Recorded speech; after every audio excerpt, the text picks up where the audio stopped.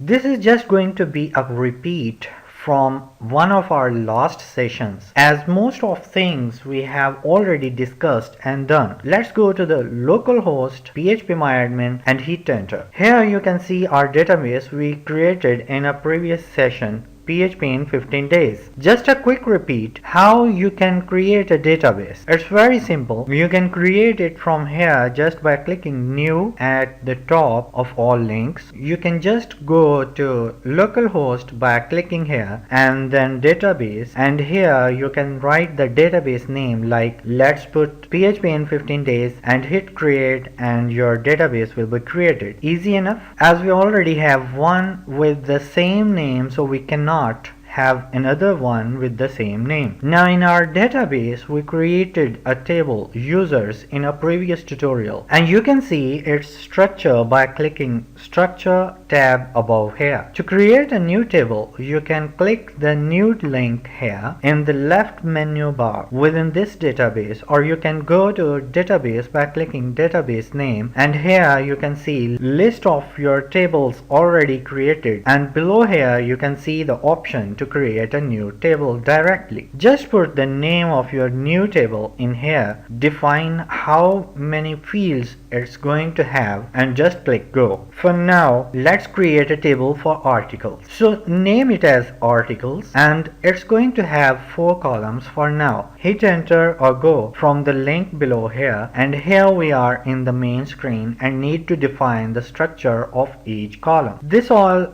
depends on us what type of data we want to input and output from our DB according to our project we are working on. I wish you guessed what this table should do, what can be the name of the fields, and what type of structure they should have. Please pause this training video and try to think about. Take your pen and a notebook and write down what comes to your mind. This habit will make you organized and will stretch your capabilities to the next level to work with database. So the first field should be the primary key, that is actually the main identity of each record coming into this table. Let's name it ART-ID. Art ID. So we can remember that this is the ID of our article table. Let's make it primary and auto increment too, so we don't need to provide data for this column in future. This will be automatically updated and increased by 1 for each next storing record in this table. Next column can be the name of the article, so just keep hinting name like art underscore name, as there is a column in users table with label name, and make its type as varchar, as variable characters expected in this column. And of course we need to tell the string length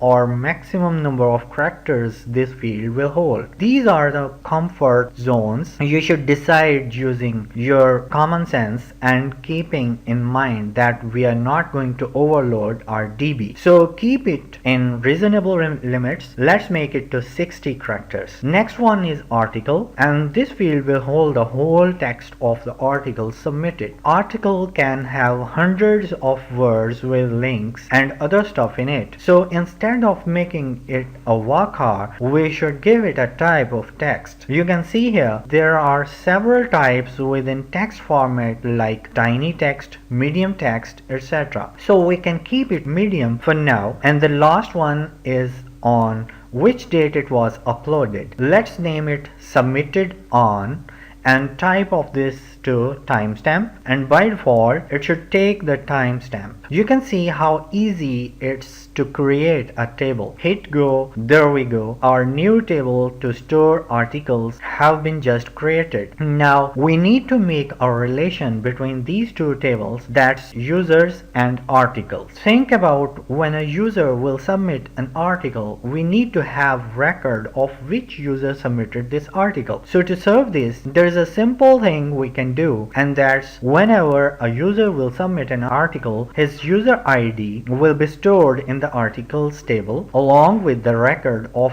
that specific article. So let's create another column or field in articles table. So go to the articles table and go to the structure, and below here you can see an option to add column. You can define how many columns you want to create and where to position them. So we need right after the art ID, that's article ID. So just select this and click go. Same thing for this column or field we need to define. Let's name it the same name as it is. It's in users table, and that is user ID, and its type is int in users table as well. Also you can write comment for this column to know what was this for, or some hints to remember what kind of field is this one and for what. Let's put a comment here, primary key of users table. Save it. Now we have relationship between this articles table with the users table. Whenever a user will upload an article with all other information, we'll store this user's ID too. We'll easily grab the user ID who created this article. I'm sure you are not confused at this point. This is a simple thing. As you know, every single user will have its unique user ID. So we can use this user ID anywhere to get any information about some particular user and can make relation with any table we want. This is the way we create relationship between different tables. Now we have created a relationship between these two tables. So how we use this relation,